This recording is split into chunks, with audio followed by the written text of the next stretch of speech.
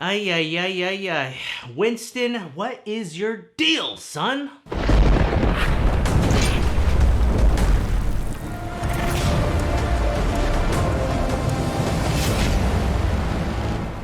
What's good, Buck Nation, and happy holidays, you filthy animals. It's your rude boy, and thanks for tuning in to this week's episode of Tuff Bucs. So let's giddy up. The Bucs came into Week 16 looking to improve on their 4-game winning streak, and more importantly, get a signature win against the AFC South Division leaders, the Houston Texans. And while the Bucs defense showed up, the offense and special teams, on the other hand, had a sloppy game. First, let's start with the good. This game could have easily gotten out of hand, but the defense of the Buccaneers played winning football, and even though the Texans would be able to snag 3 interceptions and block a field goal in the first quarter alone, the Bucs D was able to hold the Texans to just 10 points. They would also give Deshaun Watson his lowest QB rating of the season, and that's what I'm talking about, baby. The Buccaneers defensive line would get to Watson a total of 5 times, led by Jason Pierre-Paul, who accounted for 3 of the sacks. Pro Bowl snub Levante David continues his stellar season, leading the teams in tackles, making plays all over the field, in coverage, and against the run. How this man is not a Pro Bowler every year blows my mind. It's no wonder that no one watches the meaningless Pro Bowl game. Carlton Davis in the secondary did a hell of a job against the pass, giving 4-time Pro Bowler DeAndre Hopkins his worst game in quite some time. The fact that the Bucs only lost by 3 is a testament to how improved the defense has been since Week 10. Well, our fearless leader Jameis Winston does it again.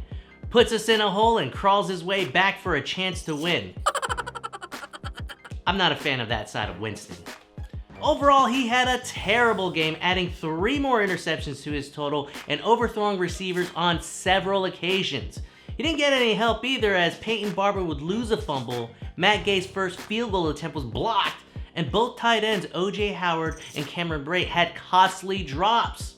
These are the types of miscues that keep beating the Buccaneers. With all that said, the Bucs were still able to move the ball, outgaining the Texans 435 yards to 229, including a 106 68-yard edge on the ground.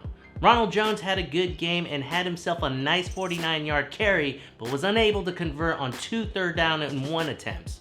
With a depleted receiving corps, Brashard Perriman rose to the occasion, man, in the absence of Pro Bowlers Mike Evans and Chris Godwin, and was Winston's go-to guy.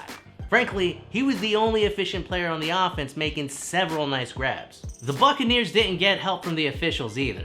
Yeah, I'm saying it, these refs were awful. There were several blown calls that went against the Bucs. They missed a clear pass interference on Perriman even with review. Cameron Brate was clearly face masked, but they missed that. And they prematurely blew a play dead after Levante David stripped the Texans receiver. And the list can go on and on and on. I'm not one to blame the refs, but you have to give credit where credit's due. And first-year head referee Scott Novak and his crew called a sloppy game, to say the least. This week, the buck that walks the plank is obviously Jameis Winston. You can't expect to win games when you're turning the ball over that much. He puts the risk it in the no risk it, no biscuit philosophy. This is his 3rd straight game throwing an interception on the first drive of the game, and that would also be his 6th pick 6 on the year. And while Winston has broken numerous records this season, not all of them are the good records to break. For example, he's the only player to have 5 games with 3 interceptions in a season. And speaking of broken records, myself, Bruce Arians, Byron Leftwich, Buck Nation as a whole, and even Winston himself sound like a broken record. Stop throwing picks. Stop throwing picks. Stop throwing picks. Winston, my guy, if you're expecting $30 million a year, the turnovers have to be cleaned up, bro. Bottom line. Before the game, Ian Rappaport broke the news that Jameis Winston was expected to return to the Bucs in 2020. But when asked about this, Bruce Arians reiterated that he hasn't made a decision on Winston until after the season is over. Buck Nation, let me know what you think the team should do with Jameis Winston this offseason by leaving a comment below. I will definitely have an episode dedicated to this topic in the offseason. Boy, are the Bucs an exciting, but very frustrating team to follow. At the beginning of the season, I predicted the Bucs to go 9-7, but 8-8 is the best they can do. In order to get there, they'll have to beat division rivals the Atlanta Falcons in the season finale. The Falcons are now on a 3-game winning streak, beating the lowly Jaguars and Panthers, but more impressively taking down the NFC conference leaders in the 49ers. They'll be playing inspired football, as this could be head coach Dan Quinn's final game, who's been on the hot seat after another disappointing season. Unlike their last matchup against the Bucs, stud receiver Julio Jones and running back Devontae Freeman will both be playing in this game. Against the Jaguars last week, Jones had his best game of the season, so he's a guy we'll definitely want to keep an eye out on. Defensively, the players to look out for on the Atlanta Falcons is Vic Beasley and first-time Pro Bowler Grady Jarrett. Beasley has 6.5 sacks in the last 7 games, and Jarrett has the ability to wreak havoc on any quarterback, especially Jameis Winston. Our key matchup in this game is Winston against Winston. Actually, it's really the Bucs offensive line against the Falcons pass rush, but we're at the end of the road now, and dare I say, I challenge you, Jameis Winston, to have a mistake-free football game. No bad throws, no fumbles, and especially no interceptions. If he could do that, then I like our chances. He's proven to be able to make plays even without his Pro Bowl receivers.